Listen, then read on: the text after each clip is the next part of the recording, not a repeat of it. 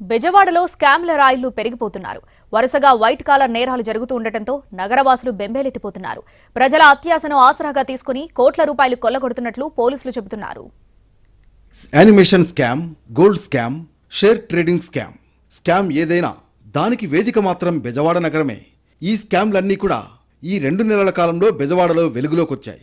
యూపిక్స్ scam అంటే Nidumolu Kiran, gold scam అంటే Mucherla Srinivasarao, trading scam అంటే తాడేపల్లి శ్రీ వెంకటాదిత్య.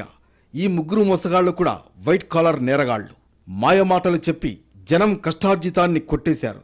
ఒకరు అసలుకు అసలిస్తామంటే మరొకరు అధిక వడ్డీ అని చెప్పారు. ఇంకొకరు నా బంగారం తక్కువ డబ్బుకు మీ సొంతమని చెప్పాల్సిన అబద్ధాలు చెప్పారు.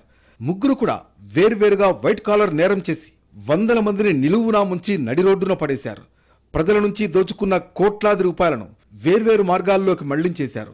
తక్కువ సమయంలో ఎక్కువ డబ్బును సంపాదించవచ్చన్న ప్రజల అత్యాశను అదనుగా చేసుకుని మోసాన్ని పెట్టుబడిగా మార్చి ఈ ముగ్గురు నిందితులు కోట్ల రూపాయల మోసానికి పాల్పడినట్లుగా పోలీసులు నిర్ధారణకొచ్చారు. నిడుమోలు కిరణ్ ప్రజల నుంచి డబ్బును తీసుకుని ఏడాది టైం పీరియడ్ పెట్టుకుని రెట్టింపిస్తానని మోసాలకు పాల్పడ్డాడు. విజయవాడ, గుంటూరు, నర్సరావుపేట, హైదరాబాద్, ఎన్ఆర్ఐలు కూడా పెద్ద ఎత్తున స్కామ్లో బాధితులుగా ఉన్నారు. దాదాపు 500 కోట్ల రూపాయల మోసానికి నిడుమోలు కిరణ్ పాల్పడి ఉంటాడని పోలీసులు భావిస్తున్నారు. ఇక గోల్డ్ స్కామ్ మరో వైట్ కాలర్ నేరం. ముచ్చర్ల శ్రీనివాస్ అనే వ్యక్తి ప్రజలకు బంగారం ఇస్తానని స్కీమ్ పేరుతో డబ్బులు కట్టించుకుని చివరికి పరారయ్యాడు. అయోధ్యనగర్ అడ్డాగా నగదు, బంగారం చిట్టీలు నిర్వహించాడు. చిట్టీల్లో సభ్యుల సంఖ్య పెరిగే వరకు మంచివాడనే పేరు సంపాదించుకున్నాడు. ఆ తర్వాత ఊహించని ఝలకిచ్చాడు. చిట్టీలుగా సభ్యులు చెల్లించిన డబ్బుల్ని సొంత అవసరాలకు ఉపయోగించుకున్నాడు. అదే డబ్బుతో కుమార్తె వివాహం స్థాయికి మించిన ఆర్భాటాలతో శ్రీనివాసరావు చేశాడని పోలీసులు గుర్తించారు.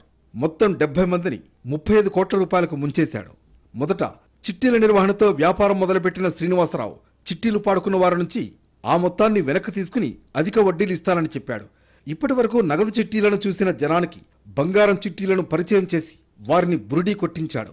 బులియన్ మార్కెట్లో బంగారం ధర రోజురోజుకు పెరుగుతుండటంతో అప్పటి వరకు నగదు చిట్టీల్లో ఉన్న సభ్యుల్ని బంగారం చిట్టీల్లోకి మళ్లించాడు. ఈ రెండింటి ద్వారా ఎడాపెడా డబ్బులు లాగేశాడు. వరుసగా కొన్ని నెలల నుంచి బకాయిలను పెంచుకుంటూ వచ్చిన శ్రీనివాసరావు మే నెలలో మొత్తం ఖాతాదారులకు డబ్బులు ఇవ్వనని చేతులెత్తేసి పరారయ్యాడు. ఇక జూన్ నెలలో వెలుగులోకి వచ్చిన మరో మోసం ఆద్విక ట్రేడింగ్ సంస్థ మోసం.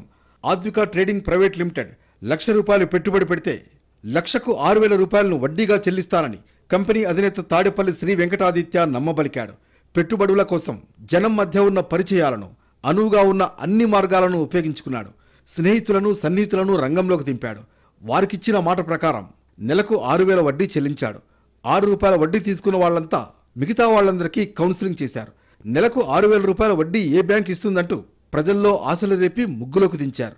ఈ ఆశ అత్యాశగా మారి రాబడి పెరిగేసరికి పెట్టుబడులు పెంచుకోవాలన్న ఆలోచనలోకి ఖాతాదారులు వెళ్లి కోట్ల అప్పులు తెచ్చి ఆస్తులు తాకట్టు పెట్టి పెట్టుబడి పెట్టారు. కమిషన్ వస్తుందని ఆశపడి ఏజెంట్లు కోట్లు కట్టించారు. ఏజెంట్లు, ఖాతాదారులు కలిసి మొత్తం 1,100 మంది బాధితులుగా మారిపోయారు. 384 కోట్ల లావాదేవీలు నిర్వహించినట్లు పోలీసులు గుర్తించారు.